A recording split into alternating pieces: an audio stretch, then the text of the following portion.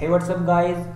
In this video I am going to show you that how to install a code editor called Sublime.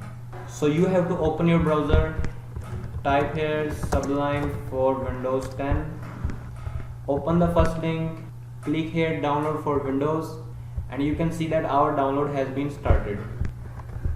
Sublime is a lightweight code editor which is used by thousands of programmers in the worldwide.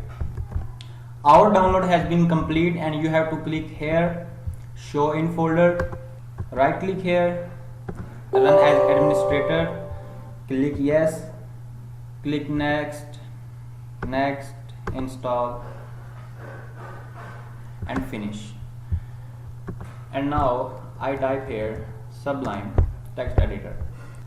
So our Sublime has been installed successfully, and in the next video we will be see the hello world example in PHP, and we will be run that website on our local server. And if you have any question, you can ask in the comment section or WhatsApp us, and share this video with your those friends who want to learn web development and PHP especially. And finally, thanks for watching.